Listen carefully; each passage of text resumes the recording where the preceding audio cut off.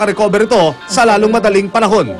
Ako po hirap na hirap kasi ako po yung huling-huli niyang nakabiruan tsaka nakasama ka nung gabi. Kaya hindi ko po inaasahan talaga. Nabigla po talaga ako. Di muna nagpaunlak ng panayam ang Taguig Police. Kailangan pa raw kasi nilang makausap ang biktima para makakuha ng impormasyon. Pero hanggang sa ngayon, hindi pa ito maaaring makausap dahil sa kalagayan. Para sa unang balita, Emil Sumangil, reporting. Lumabag daw sa protocol sa pagdadala ng bomba 2 pulis na kasama sa 4 na namatay matapos basabugan ng vintage bomb. Ayon po yan mismo sa hepe ng Taguig Police. Darito ang report ni Ivan Mayrina. Sunog na sunog ang mukha at halos hindi makakilos si PO2 Arnold Mayo habang binubuhat ang mga kabaro sa PNP Special Action Force para ilipat ng ospital. Critical si Mayo sanhi ng pagsabog ng 81mm mortar na sinusubukan nilang i-defuse sa isang welding shop sa Lower Bicutan, Taguig. Pero maswerte pang maituturing si Mayo dahil ang mga kasamahan sa SAF na sina PO2 Elizalde Bisaya at PO3 Jose Toralba patay sa insidente. Nagko-conduct pa kami ng follow-up investigation eh. So far po, maliwanag na insidente lang na pagkakamali. Kasi yung bomba, tinatry na tanggalin yung pinakaulo. Eh ngayon, ayon sa investigation namin Patay din ang welder na kinilalang si Chris Dagyo at ang 18 anyos sa si Lisa Grimaldo na nagkataong malapit sa wini-welding na bomba. 14 na iba pang nasugatan na pawa mga residenteng tinamaan ng shrapnel mula sa sumabog na bomba. Meron talagang procedure ng pag-dispose ng ganyang klaseng mga bala at very unfortunate na hindi nila sinunod yung procedure ng pag-dispose. Dinala sa Sampaguita Funeral Homes sa mga nasawi. Ang bangkay naman ng 2 pulis isinasailalim muna sa autopsy. Para sa unang balita, Ivan Mayrina reporting. Labis naman ang dalamhati ng mga kaanak ng 4 na nasawi sa pagsabog ng vintage bomb sa Taguig. May live report si Katrina Son. Katrina? Rhea, buong magdamag ng antay ang mga kaanak ng mga biktima ng pagsabog dito nga sa Lower Bicutan sa Taguig para sa pagdating ng labi ng kanilang mga kaanak. Sunog na sunog ang mukha pamilya at ng halos isa sa hindi mga biktima na si Chris Dagyo, di lubos maisip na haharapin nila ang ganitong klase ng pagsubok sa kanilang buhay. At ang kanyang asawa ng kanilang 20th anniversary noong January 24. Kwento pa niya, napakabait raw na asawa ni Chris. Kararating lamang nito mag-aalas 2 ng hapon nang magpatulong sa kanya ang kapitbahay nilang pulis. Sa kanya raw pina-welding ang 81mm mortar. Para naman sa pamilya ni Liza Grimaldo, na isa rin sa mga namatay, maituturing daw na bangungot ang pangyayari. Bumili lamang daw ng gamot si Liza para sa kapatid na kalalabas lamang sa ospital. Napadaan lamang daw siya sa may welding shop dahil kalapit noon ang tindahan ng paborito niyang pastel. Hanggang sa pagkamatay raw ng dalaga ay iningatan nito ang gamot ng kanyang kapatid. Ang ina naman ni Liza, nalaman lamang na patay na ang anak nang ihatid kaninang alas 12:30 ang labi ng anak. Pati ang best friend ni Liza, di akalain na sasapitin ito ng kaibigan. Nananawagan kami talaga sa PNP dahil kung hindi sila, hindi mangyayari sa asawa ko yun. Kasi nagtatrabaho ng maayos ang asawa ko. Wala na po, hindi na po siya na basta ang narinig. Wala, parang nakahiga sa pagdating ko, gumano siya, parang tiningala niya ako. Tapos sabi niya, mamatay na ako, ganun. Dahil niya.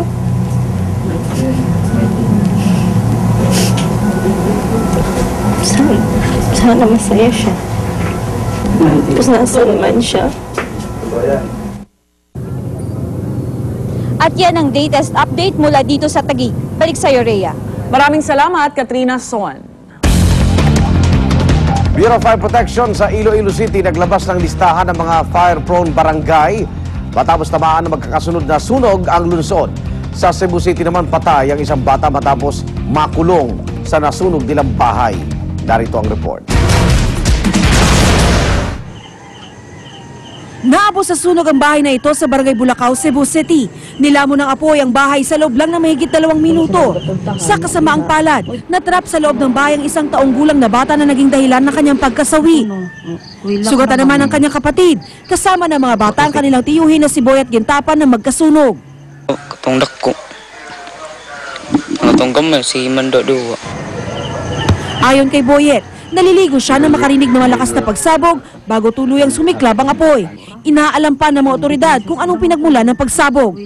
Nasunog din ang 6 na bahay sa Barangay Hipodromo. Inabot ng mahigit 20 minuto bago naapulan ng mga bumbero ang apoy. Halos 150,000 piso ang halaga ng napinsalang ari-arian. Ayon sa mga bumbero, mas mabilis daw sana sila nakaresponde kung hindi masikip ang mga kalsada. Iniimbestigahan pa ang sanhi ng sunog. Tinamaan din ng 2 magkahiwalay na sunog ang Iloilo City. Isang bahay ang nasunog sa city proper. Nahirapan ang mga bumbero dahil sa masisikip na kalsada. Napag-alamang nagsimula ang apoy sa posporong pinaglaruan ng isang bata sa loob ng nasunog na bahay. Sa Barangay Kamalig naman nasunog din ang isang rest house. Wala namang naiulat na sugatan sa sunog. Nito lang linggo na magkasunog sa 3 pang barangay sa Iloilo kung saan mahigit 400 bahay ang natupok. Kaya naman ang Bureau of Fire Protection naglabas ng listahan ng mga fire-prone barangay. 79 na barangay raw sa Iloilo City ang may mataas na tsansa makaranas ng sunog. Karamihan sa mga ito may masisikip na kalsadang nagpapahirap sa mga bumbero. Marami raw kasing nakatayong iligal na istruktura at magkakadikit na mga bahay.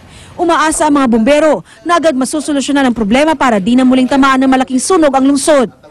Para sa unang balita, Maria Bulaklakaw Center reporting.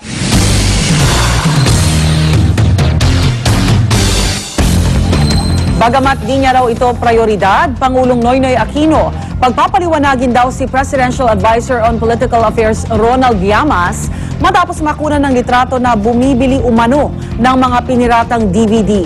Narito ang report ni Cara David.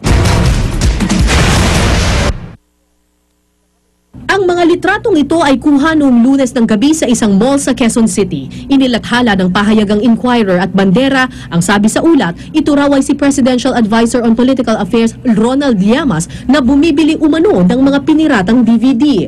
Ayon pa sa ulat, halos 2,000 piso raw ang ginastos ng kalihim para sa pirated DVDs. Sabi ni Pangulong Aquino, pagpapaliwanagin daw niya si Llamas ukol sa issue. May proseso raw na dapat pagdaanan bago husgahan ng kalihim, pero tila hindi ito prioridad ng Pangulo.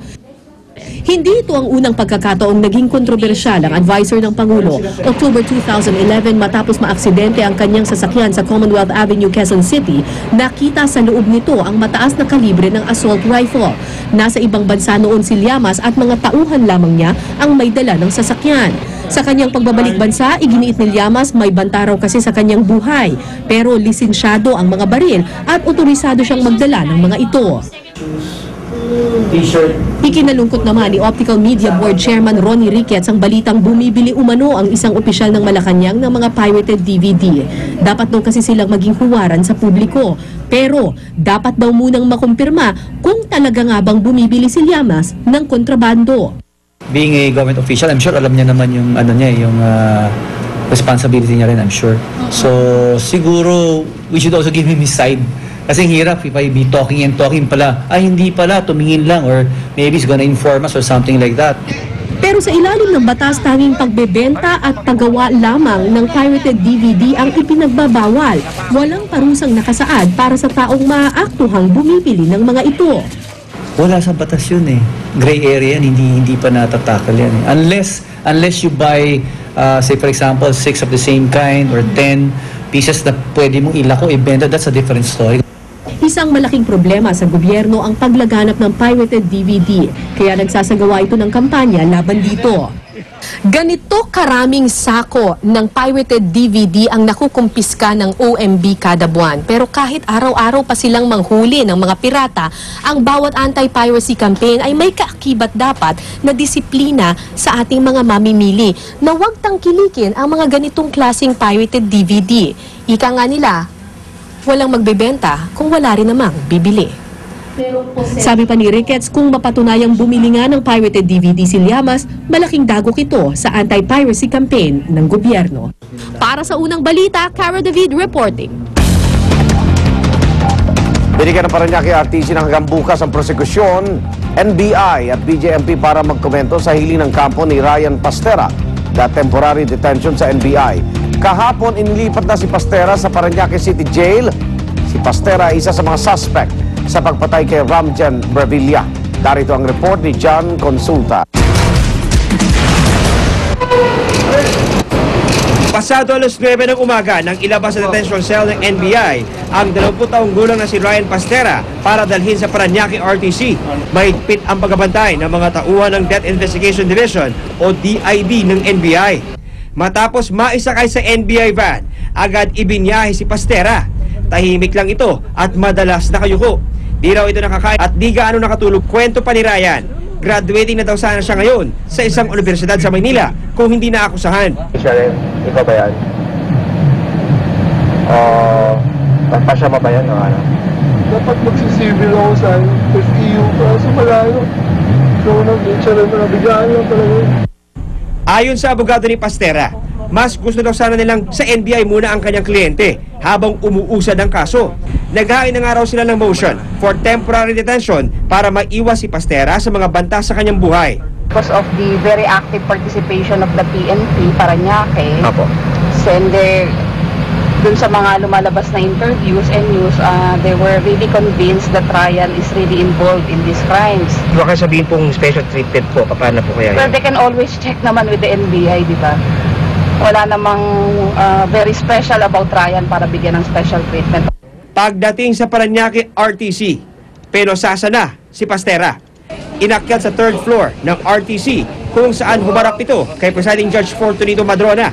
Ang hiling ng kampo ni Pastera na manatili sa NBI, agad nabigo. Nagpa siya ang korte na pansamantalang ilipat si Pastera sa BJMP Parañaque. Binigyan din ng hanggang Biyernes ang prosekusyon, BJMP at NBI para magkomento sa hiling ng kampo ni Pastera na temporary detention sa NBI.